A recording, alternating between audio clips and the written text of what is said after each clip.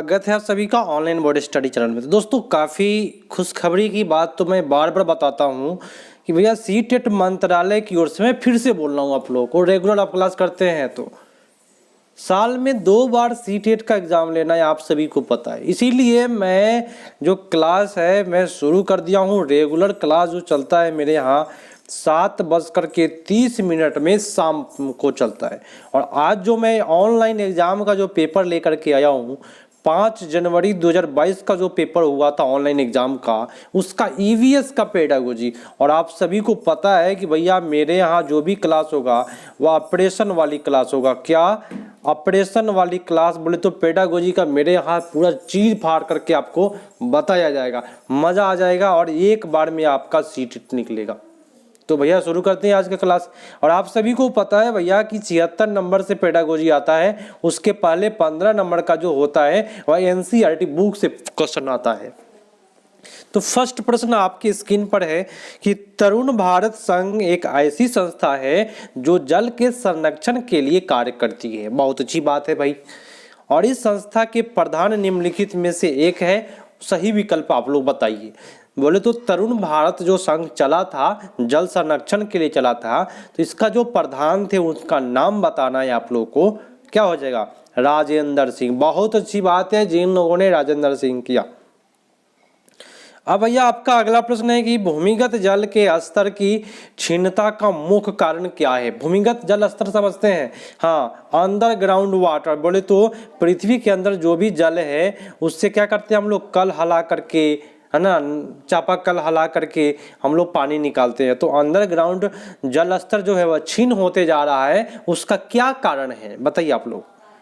वर्षा जल का कम होना, ये भी कारण है भाई। वर्षा का आवरण कम होना, ये भी है। सिंचाई हेतु ट्यूबवेल एवं हैंडपंप का उपयोग। दोस्तों अंडरग्राउंड वाटर का कम क्षीण होते जा रहा है, इसका वजह ये है कि जगह जगह समरसेबल लग गया है जो पानी को क्या कर रहा है, नीचे की ओर और जा रहा है, नीचे की ओर पानी अंडरग्राउंड और नीचे की ओर जा रहा है, जिससे कल जो है अगल बगल का सूख जा रहा है। ठीक है ना। तो भैया आपका उत्तर सबसे बेटर सी होगा। अब आती है आपका अगला प्रश्न, पर मजा आएगा भैया। मेरे यहाँ क्लास करेंगे और आप लोग अपने दोस्तों के पास एक बार जोरदार शेयर करके आ जाइए, क्योंकि भाई मेरा क्लास जो है ना स्पेशल चलता है और अलग किस्म से मैं चलाता हूँ क्लास को। तो भैया आप लोग एक बार शेयर कर दीजिए और अभी तक लाइक और सब्सक्राइब नहीं किए हैं तो कर लीजिए। प्रश्न कहता है, सुनिएगा, कि कई स्थान पर अम्ल वर्षा जलीय विविधता को प्रभावित कर रही है। तो अम्ल वर्षा निम्न में से किन प्रमुख रसायन के कारण होता है। मैंने आपको बताया था कि अम्ल वर्षा का 2 होता है, सल्फर डाइऑक्साइड और नाइट्रोजन डाइऑक्साइड। तो सल्फर डाइऑक्साइड से बनता है सल्फ्यूरिक अम्ल और नाइट्रोजन डाइऑक्साइड से बनता है नाइट्रिक अम्ल। तो यहाँ पे लिखा हुआ है सल्फर डाइऑक्साइड से सल्फ्यूरिक अम्ल और नाइट्रिक अम्ल दोनों यहाँ पे दिया हुआ है, देख लीजिए। चलिए, तो जिन लोगों ने भी किया सही जा रहे हैं आप लोग। अगला है कि धरती पर अलवण जल की उपलब्धता बहुत कम है। अलवण जल बोले तो मीठा जल, ठीक है। कुल उपलब्ध अलवण जल की निम्न में से किसमें सर्वाधिक प्रतिशत कुल आवरण जल की मात्रा है। बोले तो अलवण जल कितने हैं टोटल जल का, ये बताना है। तो अलवण जल जो होता है मेरे दोस्तों, सबसे ज़्यादा अगर देखा जाए तो आपको ग्लेशियर जो होता है वह बिना नमक का जल होता है, बोले तो अलवण जल होता है। आपका उत्तर सबसे बेटर ग्लेशियर हिमनद हो जाएगा।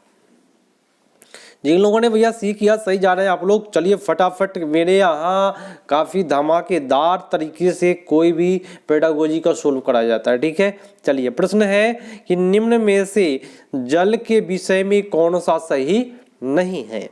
जल एक सार्वभौमिक विलायक है, बहुत अच्छी बात है भाई। इसमें विभिन्न पदार्थ को घोलने की क्षमता होती है। तो भैया ये जरूरी नहीं है कि विभिन्न पदार्थ को जल घोल ही लेगा, तेल को घोल पाएगा नहीं ना, तो ये बात गलत है। तो जल का घनत्व जो होता है 100 डिग्री सेल्सियस पर सर्वाधिक होता है, ये बात जो बोला है वह गलत बोला है, सबसे घटिया बात ये बोला है। दोस्तों फिर से सुनिए, क्वेश्चन आपका नेगेटिव चुनना है। जल एक सार्वभौमिक विलायक है, इनमें विभिन्न पदार्थों को घोलने की क्षमता होती है, ये भी सही है, लेकिन सबको नहीं घोलेगा, विभिन्न पदार्थों को घोल लेगा, ठीक है। चलिए, लेकिन जल का घनत्व सबसे ज़्यादा जो होता है वह 4 डिग्री पर होता है, और यहाँ बोल रहा है 100 डिग्री पर। ये बात गलत बोला, तो यही गलत बात खोजना था आप लोगों को। और जिन लोगों ने यहाँ पे सी किया, सही जा रहे हैं आप लोग, और रेगुलर आते हैं उन लोगों को बहुत बहुत धन्यवाद भैया। आप लोग रेगुलर रहे, बने रहे और अपने दोस्तों को जोड़ते रहे। चलिए, प्रश्न है आपका, प्रश्न कहता है, सुनिए, कि रीता अपने नौकरी वाले माता पिता, छोटे भाई, दादा दादी, चाचा चाची, है ना, जो भी है, उनके परिवार के साथ रहती है। तो इस प्रकार परिवार की व्यवस्था को क्या कहेंगे? देखिए, परिवार के माता पिता भाई बहन अगर रहता तो एकल परिवार होता, लेकिन सबको शामिल अगर कर लेते हैं तो वह एकल परिवार नहीं होता है, उसको संयुक्त परिवार कहते हैं। और आप लोगों ने भैया सही किए हैं, जिन लोगों ने यहाँ पे डी किया सही जा रहा है। और आप लोग नंबर देकर के उत्तर नहीं देते भाई, जो लोग नंबर देकर के उत्तर देते हैं सही है, अच्छा है। 66 का ऐसे नंबर देकर के उत्तर दिया करे, क्या जल्दी है भाई, कुछ जल्दी है क्या? नहीं ना। तो 66 का डी दीजिए। इसका कारण क्या है मैं आपको बता देता हूँ। कारण है कि किसी किसी का नेटवर्क जो है ना वह स्लो होता है, तो भाई बाद में जवाब आता है तो आप लोगों को लगेगा क्या कि वो गलत दे रहा है, हम सही दे रहे हैं, है ना, ये बात गलत हो जाती है। तो आप लोग नंबर दे करके दिया करें उत्तर, तब समझ में आएगा कि आप कौन सा नंबर का उत्तर कर रहे हैं। और सभी से मैं कह रहा हूं कि 30 में लास्ट में जरूर बताइएगा कि आपका कितना नंबर आ रहा है, ठीक है। चलिए, प्रश्न है कि पौने, चपटे और चौड़े आगे के दांत वाले पशुओं की भोजन के लिए प्राथमिकता भिन्न होती है। ये पशु निम्नलिखित में कौन सी खाद्य संबंधित प्राथमिकता को चुनेंगे? बोले तो जिसका दांत आगे का चपटा हो, चौड़ा हो, वो कौन सा चीज को खाएगा बताए? तो घास खाएगा, साग खाएगा, मांस खाने वाले का नुकीला होता है, ठीक है। तो जिन लोगों ने बी किया आप सही जा रहे हैं भैया। अगला है कि जो पौधे खारे जल वाले क्षेत्र में उगते हैं उन्हें क्या कहा जाता है? पता है आप लोगों को? जो पौधे खारे जल वाले क्षेत्र में पाया जाता है उसको कहते हैं लवणोभिद। बोले तो खारे जल बोले तो क्या लवण की मात्रा होती है, तो उसको लवणोभिद कहते हैं, हैलोफाइटा, ठीक है। जीरोफाइटा बोलते हैं, मरुस्थलीय इलाकों में होता है जीरोफाइटा। चलिए, अगला प्रश्न है कि जो रंग चित्र किसी कथा का चित्रण करते हैं जिनमें केवल प्राकृतिक रंगों का उपयोग किया जाता है उस चित्रकला को चित्रकाठी कहते हैं। तो बता दीजिए, चित्रकाठी जो चित्रकला है वह कहाँ से संबंधित है? महाराष्ट्र, राजस्थान, आंध्र प्रदेश, जम्मू कश्मीर, कौन सा होगा उत्तर आपका? चलिए, चित्रकाठी कभी भी बोलेगा तो आप लोग इसको नोट कर लीजिए, चित्रकाठी आपका होगा महाराष्ट्र का चित्रकला है, ठीक है, ठीक है ना भैया। चलिए, अगला है कि उन आदिवासी वर्गों की पहचान कीजिए जो हिमाचल प्रदेश भारत के मूल निवासी है। बताए भारत के मूल निवासी कौन से हैं? तो होगा संस्थाल जनजाति, नहीं है भैया। जो हिमाचल प्रदेश की जो जनजातियां हैं वह क्या है? गड्ढी जनजाति जो है वह हिमाचल प्रदेश की जनजाति है। मैंने आपको एक वीडियो में जारी किया था, जितने भी जनजाति, पर्व, त्योहार, सारी चीज़ को एक ही वीडियो में मैंने बताया आप लोगों को, पता है। चलिए, निम्नलिखित में कौन सा मिजोरम की सबसे प्राचीन नृत्य रूप है? बताएं, कौन सा हो जाएगा मिजोरम का? चेराव। बहुत अच्छी बात है, ये जो इतना हिट प्रश्न है कि प्रत्येक सेशन में चेराव आ जाता है, मिजोरम का है। यहीं पे लॉटरी खेती होती है, पता है ना आप लोग को। चलिए, भारत का सबसे बड़ा रेल मार्ग कौन सा है? देखिए, आप लोग तैयारियां करते रहे, क्योंकि सीटेट के मंत्रालय की ओर से खबर भी आ गई है कि अब भाई एग्जाम जो होगा वह साल में 2 बार होगा, और जब साल में 2 बार होगा तो जुलाई दिसंबर यही इसका सेशन है, तो करा ले तो बहुत अच्छा है, आप लोगों का कल्याण, और 7वां चरण में आप लोग भाग ले सकते। तो भारत का सबसे बड़ा रेल मार्ग की बात करता है तो ये आपको डिब्रूगढ़ से कन्याकुमारी हो जाता है। आपका उत्तर बी पर चला गया। चलिए, नेक्स्ट प्रश्न है कहता क्या है, प्रश्नों को सुनिएगा कि कल्पना चावला एक भारतीय मूल की अमेरिकी अंतरिक्ष यात्री का निधन अंतरिक्ष यान में किस वर्ष हुआ था? पता है आप लोगों को? कल्पना चावला का जो मृत्यु हुआ था वो कब हुआ था? चलिए आपका उत्तर क्या होगा? 2003 में कल्पना चावला का मृत्यु स्पेस से आते समय हो गया था और जैसे ही वायुमंडल में प्रवेश किया आग पकड़ लिया था उस टाइम में। ठीक है, तो आपका उत्तर क्या होगा? 2003 की बात है। चलिए भैया आपका अगला प्रश्न आपकी स्क्रीन पर। अभी पेडागोजी आया नहीं है, जब भी आएगा तो बोलिएगा आप लोग, पूरा ऑपरेशन होगा यहाँ पे चीर फाड़। और आप लोग भी भाई आइएगा उसी प्रकार से करके, और मैं गारंटी से कहता हूँ कि आप 100+ नंबर सीटेट में लाएंगे मेरे बदौलत। भाई मेरे सहयोग से आप लोग 100+ जरूर लाइएगा सभी कोई, तो जुड़े रहे। प्रश्न कहता क्या है कि पक्षी विभिन्न प्रकार के घोंसले बनाते हैं तथा घोंसले बनाने के लिए विभिन्न स्थानों को चुनाव करते हैं। निम्नलिखित में से पक्षी पेड़ के तनों में अपना घोंसला बनाते हैं। बताएं, पेड़ का तना है, मान लीजिए कोई पेड़ है और उसके तना में एक खोडर बनाता है और एक कटफोड़वा, आप लोग सुनते होइएगा, कटफोड़वा पेड़ के तना में छिद्र करता है, ठक ठक ठक ठक मार मार के छिद्र करता है। देखें आप लोग, ठक ठक ठक ठक मारता है और पेड़ के तनों में छिद्र करके अपना घोंसला बना लेता है, उसको हम लोग कटफोड़वा कहते हैं। लेकिन भाई कटफोड़वा का आंसर कटफोड़वा नहीं रहेगा, उसका नाम बता दीजिए क्या नाम है? तो कटफोड़वा को हम क्या कहते हैं? बसंत गौरी। बहुत अच्छी बात है, जिन लोगों ने बसंत गौरी किया सही जा रहे हैं आप लोग, रास्ता आप लोग का सही है और आगे भी रास्ता साफ रहेगा आप लोग का। अगला प्रश्न है कि वैश्विक महामारी के समय डॉक्टरों ने विटामिन सी की भरपूर प्रयोजन ग्रहण करने की मात्रा को बढ़ावा देने के लिए कहा, क्योंकि मेरी बात ध्यान से समझे, मजा आएगा। जब कोविड-19 फैला था तो विटामिन सी का वैक्सीन लगने लगा। विटामिन सी क्या करता है मेरे दोस्तों, मैं आपको बताऊं, आज भी अगर आप विटामिन सी लेना चाहते हैं तो सबसे ज़्यादा संतरा खाइए। संतरे खाने से सबसे ज़्यादा आपको विटामिन सी मिलेगा और विटामिन सी का गुण है कि आपको बुखार, कोई भी रोग प्रतिरोधक क्षमता है, सारे को मजबूत करता है और जल्दी से आप बीमार नहीं पड़िएगा। तो विटामिन सी भरपूर मात्रा में हमेशा लेते रहे। तो आपका क्या होगा विटामिन सी लेने से? यह संक्रमण के विरुद्ध लड़ने की ताकत प्रदान करता है। तो संतरा खूब खाए, भर भर के खाए। ठीक है, आपका उत्तर डी हो जाएगा। चलिए अगला प्रश्न है कि जो भोजन हम खाते हैं, सुनिएगा क्या कहता है, उसका शरीर के अंदर क्या होता है? भैया क्या होता है? बचता है, ताकत मिलता है, यही ना होता है। तो कक्षा 5 के विद्यार्थी से इसी विषय पर चर्चा करने के लिए शिक्षक ने कहा, तो शिक्षक का उद्देश्य क्या है? मान लीजिए आप टीचर है, आप बोले कि तुम भोजन जो खाते हो उसका क्या होता है, बताएं। तो क्या जवाब मिलेगा भैया? क्या उद्देश्य है आपका?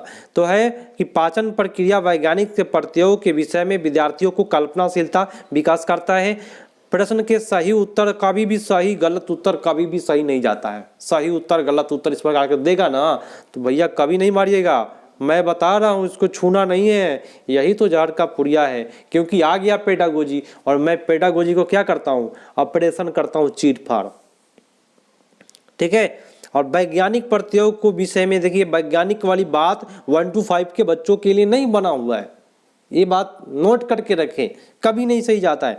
विद्यार्थी के अंतर्बद्धीय विचार को अन्वेषण करना बहुत अच्छी बात है। अगर आप बच्चों से पूछ रहे हैं कि बताओ तुम जो भोजन खाते हो पेट में जा कर के क्या होता है, भाई यही ना है कि बच्चा अन्वेषण करेगा, खोज करेगा कि क्या होता है।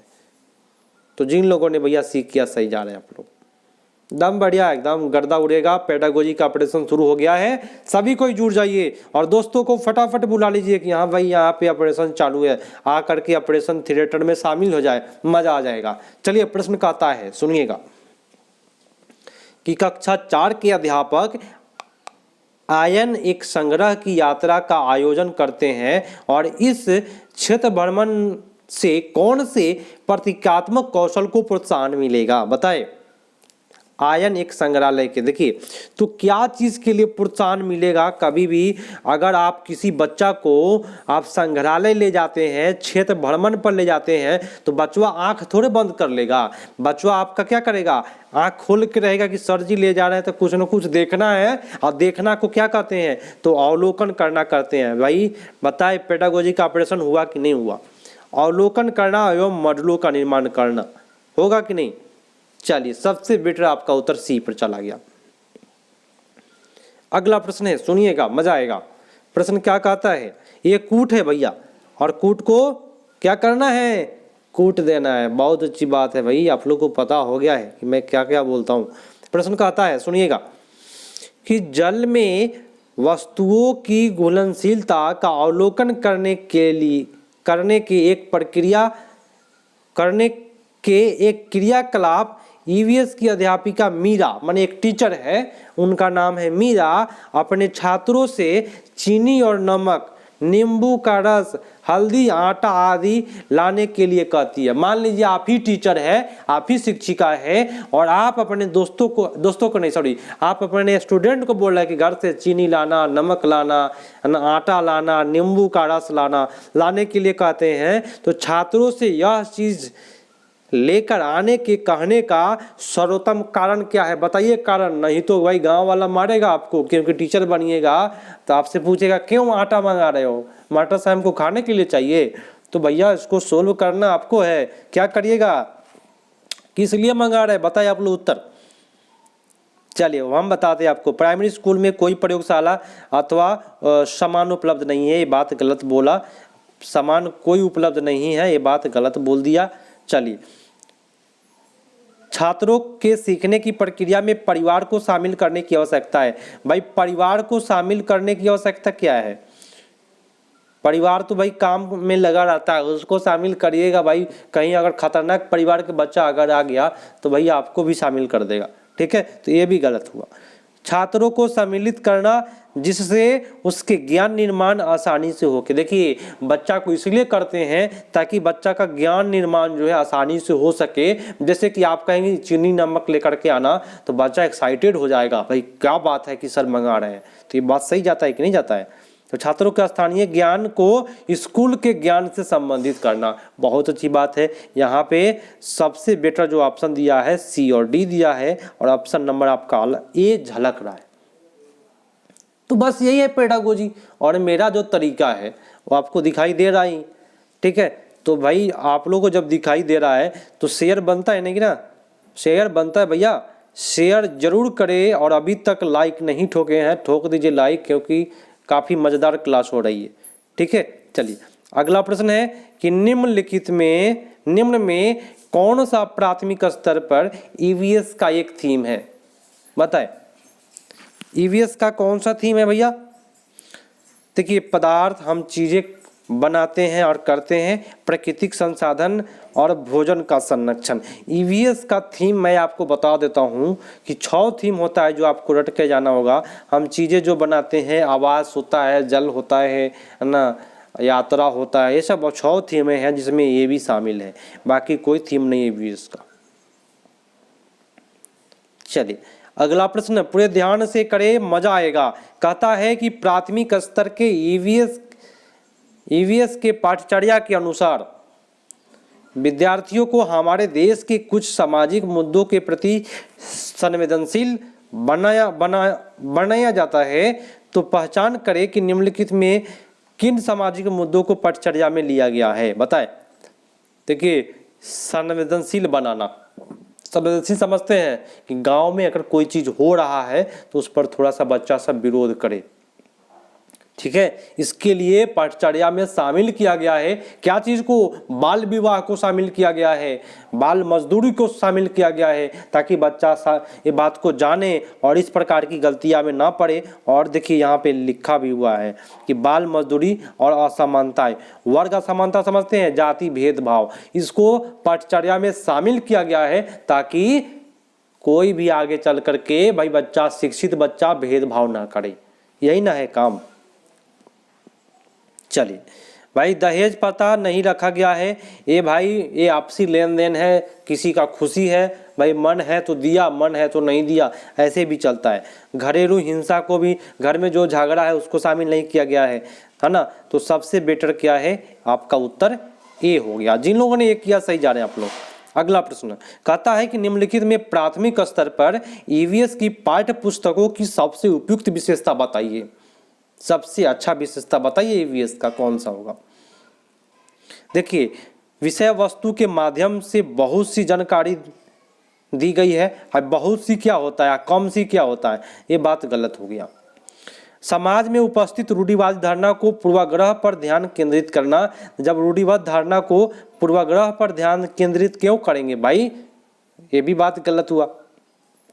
रटने द्वारा सीखने को सचेतन रूप से हतोत्साहित करने का प्रयास करना, यही सबसे बेटर है। अब ये सर नेगेटिव क्यों मार रहे हैं, तो मेरी बात सुनिए, यहाँ पे नेगेटिव है और यहाँ पे नेगेटिव है, और जब भी जो भी प्रश्न में अगर नेगेटिव दो मिल जाए तो पॉजिटिव बन जाता है। नेगेटिव नेगेटिव मिलकर क्या बनता है, पॉजिटिव। आप ये सारी मैथ का रूल बता रहे हैं हमको, तो मैं आपसे पूछता हूँ कि मैं आपको अगर बोलता हूँ, आप ही को बोल रहा हूँ सर, ध्यान दीजिए, सभी कोई टीचर बनने जा रहे हैं। मैं आपको अगर कहता हूं कि आप अच्छा लड़का नहीं है, मतलब आप क्या हो गए भाई, बुरा लड़का हुए। अगर आपको मैं कहूं आप बुरा लड़का नहीं है, मतलब आप क्या है, अच्छा है। तो बुरा भी नेगेटिव और नहीं भी नेगेटिव, नेगेटिव नेगेटिव मिलके क्या बना भैया, पॉजिटिव बना। वही बात है, रटने को क्या करना, हतोत्साहित करने का प्रयास करना। माने कोई बच्चा रट रहा है तब बोलेंगे तू काहे रटता है रे, इस प्रकार से। तो रे नहीं बोलना है, वहां पे थोड़ा सा रेस्पेक्ट से बोलना है भैया,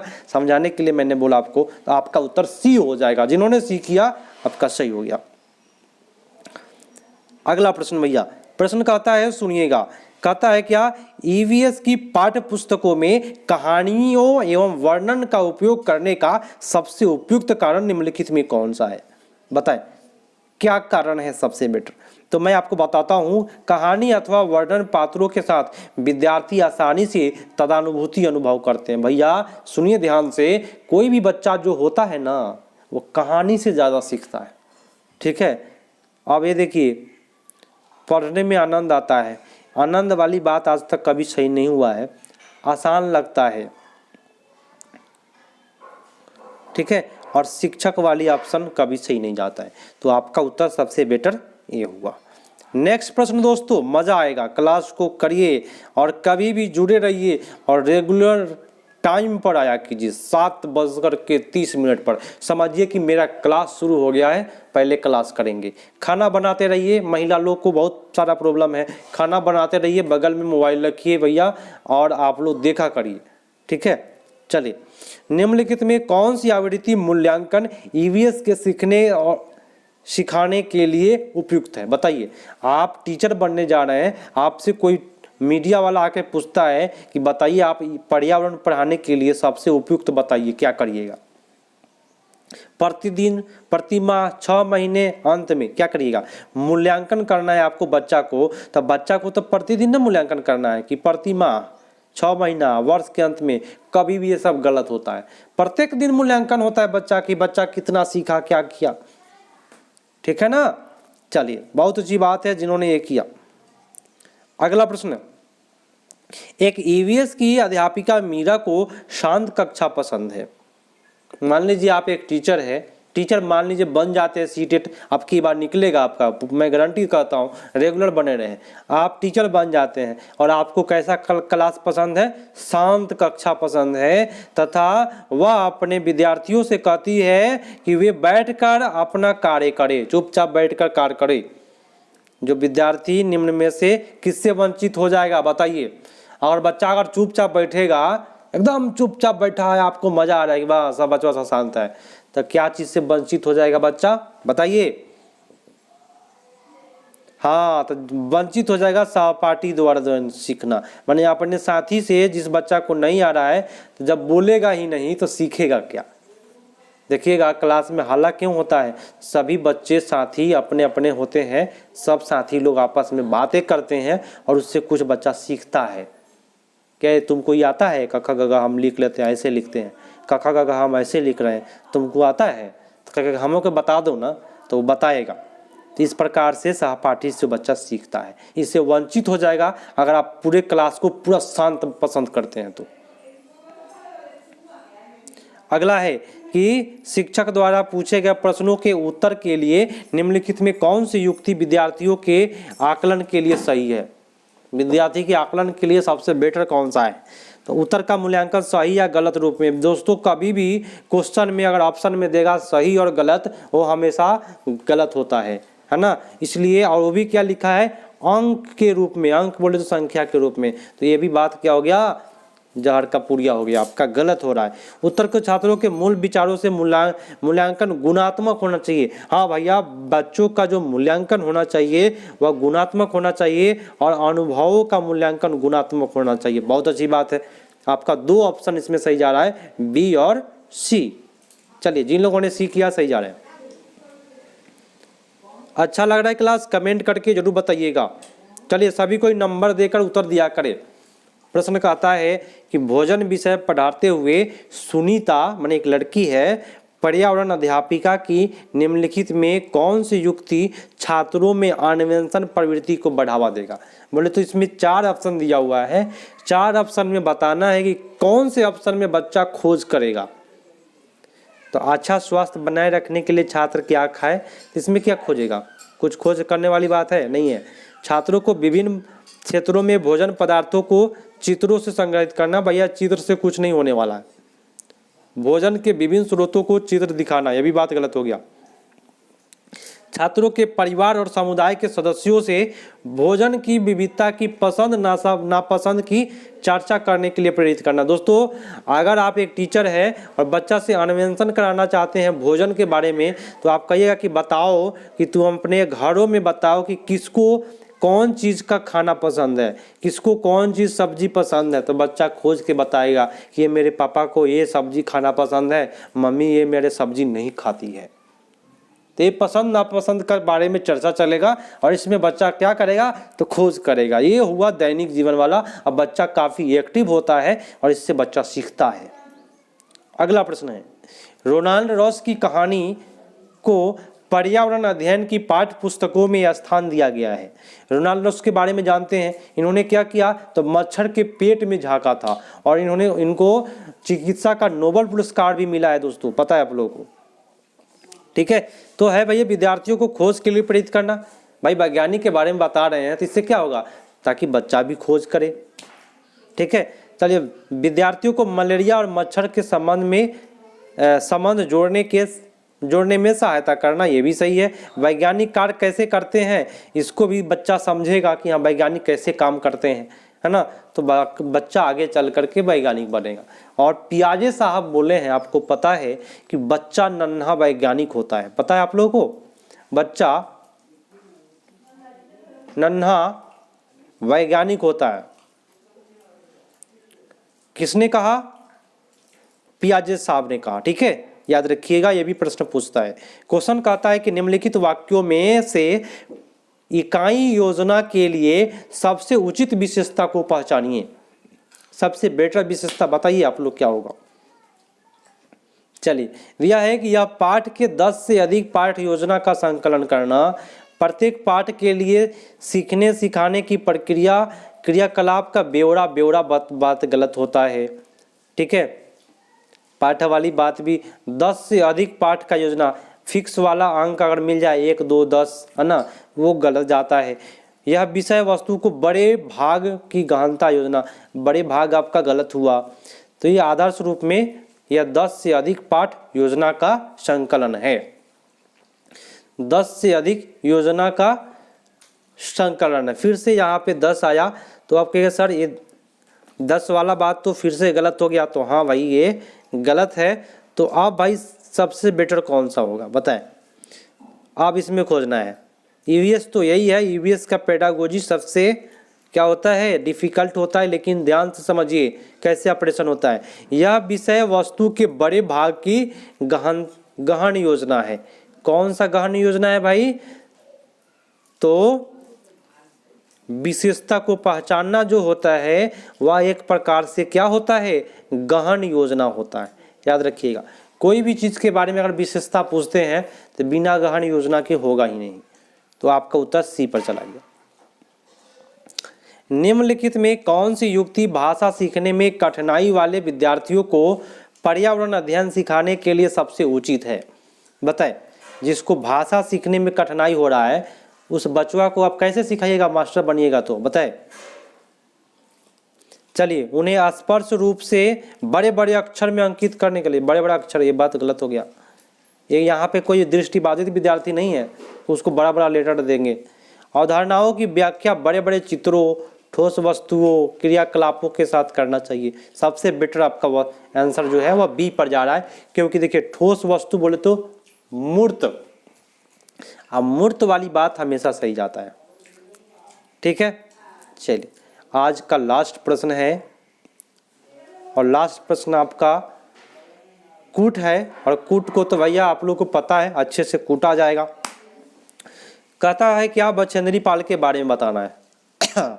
एक सेकेंड दोस्तों, आप लोग आंसर खोजे।